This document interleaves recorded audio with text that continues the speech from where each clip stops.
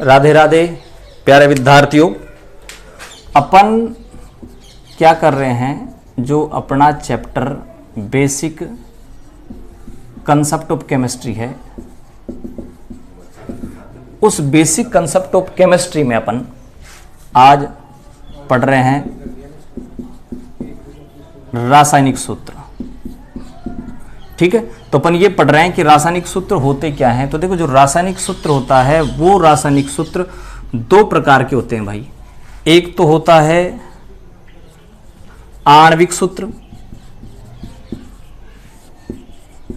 और दूसरा होता है भाई मूलानुपाती सूत्र। तो एक आणविक सूत्र होता है और एक मूलानुपाती सूत्र होता है। तो रासायनिक सूत्र दो प्रकार के हो गए, आणविक सूत्र और मूलानुपाती सूत्र। अब आणविक सूत्र की अगर आप बात करते हैं तो आणविक सूत्र और ये मूलानुपाती सूत्र दोनों होते क्या हैं। एक एग्जांपल देता हूं, बेंजीन का आणविक सूत्र C6H6 है, जबकि इस बेंजीन का मूलानुपाती सूत्र CH है।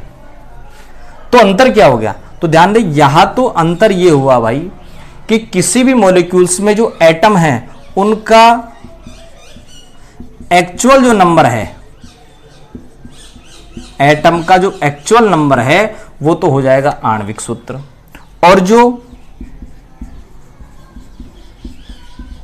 रिलेटिव नंबर है, रिलेटिव नंबर ऑफ एटम है, वो हो जाएगा मूलानुपाती सूत्र। तो ध्यान रखना, आणविक सूत्र तो होता है एक्चुअल नंबर ऑफ एटम और मूलानुपाती सूत्र होता है relative number of atom.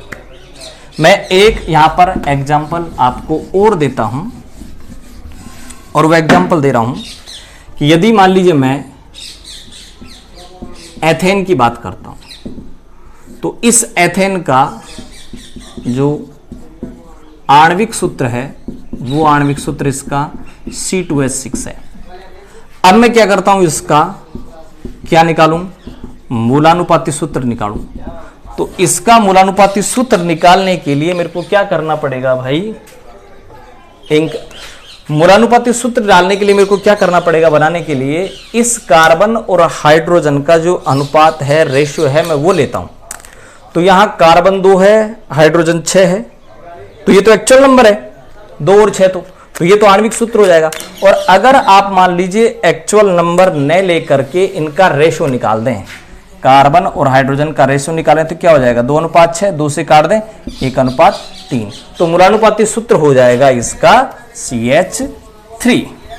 Clear भाई। तो एथेन का आणविक सूत्र तो हो गया C2H6 और मूलानुपाती सूत्र हो जाता है भाई CH3। ठीक है,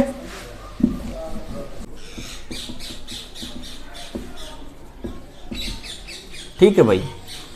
और दूसरा होगा यहां नेगेटिव रेडिकल, यानी एक कैटाइन और एक एनाइन। पॉजिटिव रेडिकल का मींस कैटाइन और नेगेटिव रेडिकल का मींस होगा एनाइन। तो एक पॉजिटिव रेडिकल और एक नेगेटिव रेडिकल। मैं यहां पॉजिटिव रेडिकल और नेगेटिव रेडिकल के कुछ एक एग्जांपल दूंगा, बाकी जो एग्जांपल हैं वो आपके जो जब PDF दिए जाएंगे उस PDF में आपको वो मिल जाएंगे। तो पॉजिटिव रेडिकल की अगर आप बात करें तो देखो, पहला पॉजिटिव रेडिकल आपको मैं बता रहा हूं, हाइड्रोजन H+1। ठीक है भाई। Sodium Na+1, potassium K+1, magnesium Mg+2। ठीक है, और इधर ले लेते हैं अपन नेगेटिव रेडिकल कुछ, जैसे chloride Cl-, bromide Br-, iodide I-, chromate CrO3-2,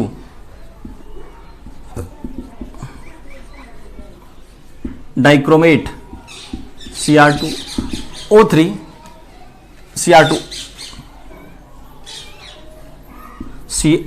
Cr2O7-2 dichromate हो गया। ऑक्साइड O-2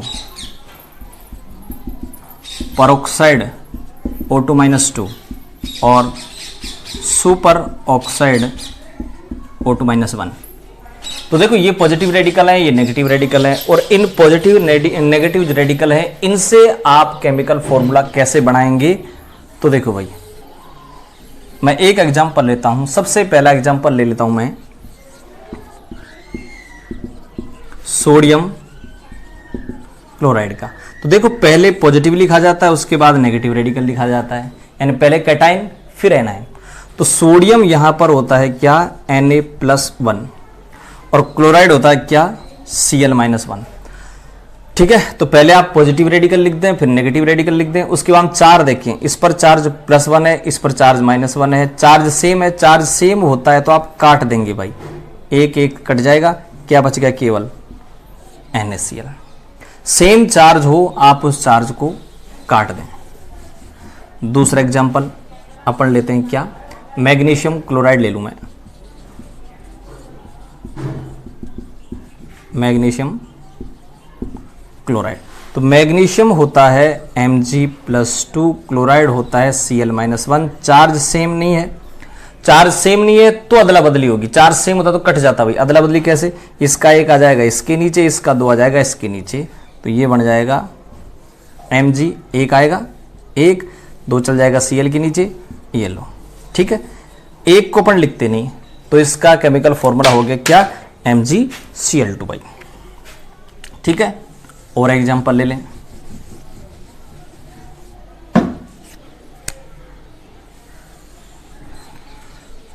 हाइड्रोजन के साथ अगर किसी को बनाना चाहिए, पोटेशियम ले लूं, पोटेशियम के साथ मैं डाइक्रोमेट बनाना चाहूं, तो एग्जांपल ले रहा हूं क्या, पोटेशियम डाइक्रोमेट। तो पोटेशियम तो होता है भाई K+1, अकेला एलिमेंट है, बड़ा लिखेंगे आप। डाइक्रोमेट क्या होता है, Cr2O7-2, इस पर +1 इस पर -2, चार्ज सेम नहीं है, अदला बदली कर दें, 2 आ जाएगा इसके नीचे, एक चल जाएगा इसके नीचे, एक को लिखते नहीं, 2 यहाँ लाओ, ये 2 अगर यहाँ आएगा तो हो जाएगा ये K2, बच गया क्या, Cr2O7। तो पोटेशियम डाइक्रोमेट का फार्मूला हो गया K2Cr2O7। ये इसका केमिकल फॉर्मूला है। अगला जो केमिकल फॉर्मूला आप किसी से भी बनाएं, सोडियम से बना लो, मान लो सभी का मैं, जैसे मैं सोडियम ऑक्साइड बनाना चाहूं, सोडियम क्या होता है बताएं, Na+1, ऑक्साइड क्या होता है, O-2। चार्ज सेम नहीं है, अदला बदली कर दें, 2 इसके नीचे आ जाएगा, एक इसके नीचे चल जाएगा, 2 इसके नीचे लाओ Na2, एक इसके नीचे लाओ, O को लिखते नहीं, Na2O, ये बन गया सोडियम ऑक्साइड का Na2O। अगर मान लीजिए मैं अगला फार्मूला हाइड्रोजन परऑक्साइड का बनाऊं, तो हाइड्रोजन होता है H+1 और परऑक्साइड होता है ये रहा क्या, O2-2। चार्ज सेम नहीं है, अदला बदली हो जाएगी, 2 आ जाएगा इसके नीचे, एक चल जाएगा इसके नीचे, 2 इसके नीचे लेके आओ, फार्मूला क्या हो जाएगा, H2O2। तो हाइड्रोजन परऑक्साइड का जो केमिकल फॉर्मूला है वो होगा H2O2 हाइड्रोजन परऑक्साइड।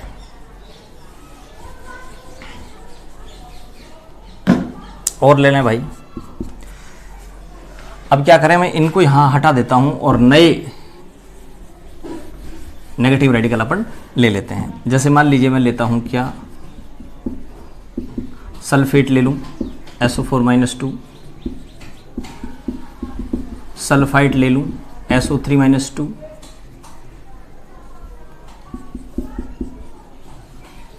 नाइट्रेट,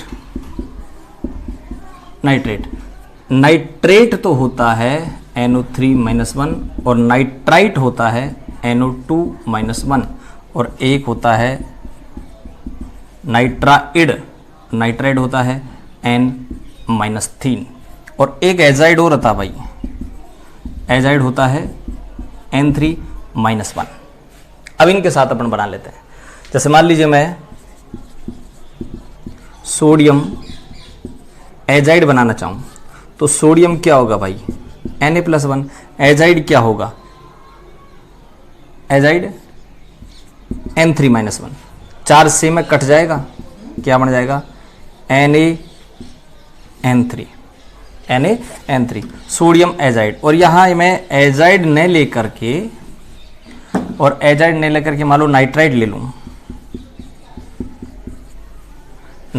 लूँ, तो नाइट्राइट होता है NO2 माइनस 1 और नाइट्रेट होता है NO3 minus 1।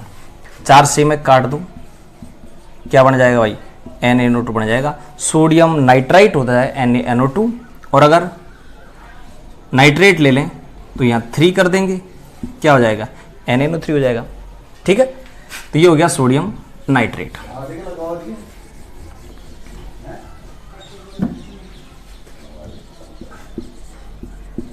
Sodium sulphate, sodium Na+1 sulphate SO4 minus 2। आप क्या करें भाई, चार्ज सेम नहीं है, कटेगा नहीं, अदला बदली कर दें, 2 आ जाएगा इसके नीचे, 1 चल जाएगा इसके नीचे, 2 आ जाएगा तो क्या बन जाएगा भाई Na2SO4 सल्फेट। और अगर मान लीजिए आप सोडियम सल्फाइड बनाना चाहें तो सल्फाइड क्या हो जाएगा 3 हो जाएगा, सोडियम सल्फाइड हो जाएगा। ठीक है,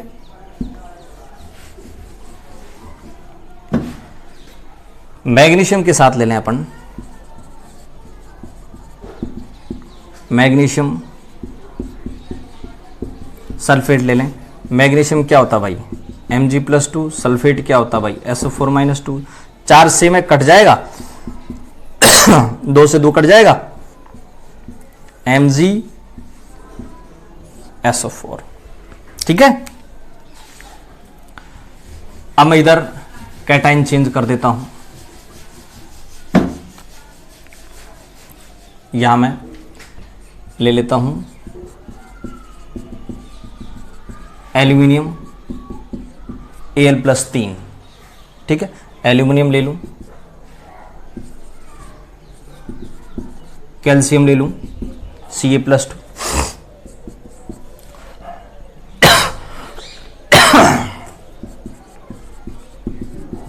बेरियम ले लूं,